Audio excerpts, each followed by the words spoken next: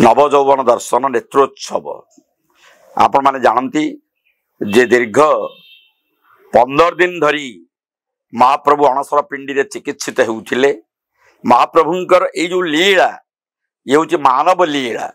जगन्नाथ महाप्रभु सत्य सनातन परम ब्रह्म दारु ब्रह्म पूर्ण ब्रह्म रूप रे एक कली जुगरे रत्न बेदी रे विराजित होई असंख्य असंख्य लक्ष लक्ष श्रद्धालु भक्त मान को दर्शन देई मनस्कामना पूरण करती। ये कली जुगर ठाकुर मानव लीला करबा पई ज्येष्ठ पूर्णमी रे 108 गरा सुभाषित जल रे स्नान करी तांकर शरीर खराब हुए एवं मध्यरात्र जेतेबेले से पळी आसंती भीतर पोखरिया को सेठी आसला परे जो प्रकार ज्वर रे से पीड़ित होंती ये हूँ मनीष पणियार लक्षण।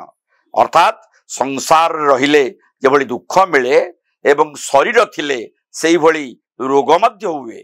महाप्रभु मानववादर देवता होइथिबारु मनीष भली आचरण उच्चारण करुथिबारु मनीष भली सकाल धूप मध्याह्न धूप संध्या धूप बड़ सिंगार धूप रे से प्रसाद सेवन करुथिबारु तांकु ज्वर होउची।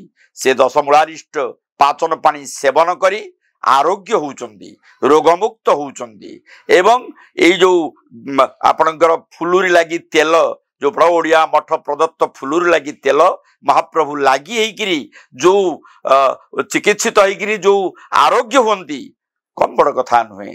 एवं आपणकर जो गोटे पक्ष 15 दिन एई बड़ी भाव रे चिकित्सित हला परे आज नव जौवन बेसरे महाप्रभु दर्शन देबे। नव जौवन कौन ना नव जीवन लाभ करिसंती। नव जीवन पूर्वरु दत्त महापात्र बनक लागी करंती। बनक लागी रो अर्थ होउची बनज अर्थात बनरु जात द्रव्य रे प्रस्तुत जो बनक से बनक को दत्त महापात्र सेवक तांगु लागी करंती। तांको मुखमंडल को श्रृंगार करंती तांको मुखमंडल को सुसज्जित करंती। कारण देह खराब हेले शरीर कौन ठीक रुहे एवं माने मुखमंडल कौन ठीक रुहे। तेणु ये सबू को ठीक भाव रे श्रृंखलित संयत नीतिनिष्ठ एवं स्वभावंत करबा पई विभिन्न पर्याय रे आमर सेवक माने नियुक्त होइचंदी। एवं महाप्रभुंकर जो 119 प्रकार सेवा रही सेही सेवा भितरे एई दत्त महापात्रंकर बनक लागी सेवा होउची गोटे उन्नत सेवा। एवं नव जीवन लाभ करी नव जौवन प्राप्त देहटा खराब हेले आपण मनीष झड़ी जाए ना। तो महाप्रभु जो 15 दिन काल अणसर घर रही चिकित्सित होउचंदी सेतिरे शरीर जेतले खराब होउची मुखमंडल उपर तार प्रभाव पड़ुची। तो मुखमंडल को सर्वांग सुंदर करबा पई मुखमंडल को श्रीमुख को सुंदर करबा पई बनक लागी दत्त महापात्र करंती। बंधुगण बनक लागी सरीगला परे तापरे नेत्रोत्सव दर्शन करंती महाप्रभु दर्शन दियंती महाप्रभु। कारण ये नेत्रोत्सव कौन भगवान शिव शंकर कहितिले जगन्नाथ स्वामी नयन पथगामी भव तुमे। तेणु से होउचंदी नयनर पथगामी। तांकर दुईटी चक्षु गोटेला वाम चक्षु आउटेला दक्षिण चक्षु।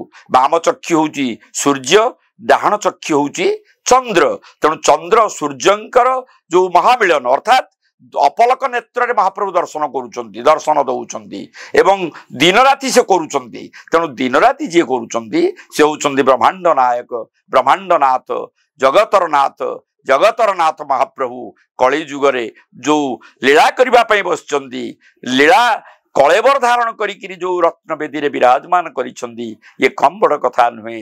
तेणु नेत्रोत्सव अर्थात जेतेबेले अंजन लागी जाए आपण जानिचंती तंबा पितल थाली तले गोटे शुद्ध गाई घीर दीपटे लगेकरी गोटे अंजन प्रस्तुत करा जाए से अंजन महाप्रभु को दिया जाए। वर्तमान बाहर जो अंजन मिलूची से अंजन किसी ठीक ठड़ा नहीं किंतु महाप्रभुंकर सबु जिनिस होउची आयुर्वेद रे प्रस्तुत घरोई जिनिस रे प्रस्तुत द्रव्य महाप्रभु सेवन करती महाप्रभु व्यवहार करती। आ जो दीर्घ 15 दिन धरिकी जो अणसरगर रहती ना से जो दशमूलारिष्ट 10 प्रकार चेर मूली रे गुल्म कंटारे प्रस्तुत 10 मूल को महाप्रभु सेवन करी आरोग्य होंती सुस्थ होंती। एवं आमे मध्य से आयुर्वेद को आपणेबा दरकार। आमे मध्य कलिजुगर कलिहत मानव जदि आयुर्वेद को आमे आपणे पारिबा आमे मध्य निरोगी रहिबा आमे मध्य सुस्थ रहिबा। महाप्रभु यही ज्ञान दउचंदी। तेणु महाप्रभुंकर संस्कृति होउची ओडियार संस्कृति जगन्नाथ संस्कृति होउची ओडिया जातिर संस्कृति। यही संस्कृति को जदि आमे अनुभव करि परिबा ना ताहाले आमे निरोगी रहि परिबा सुस्थ रहि परिबा दीर्घायु रहि परिबा। जय जगन्नाथ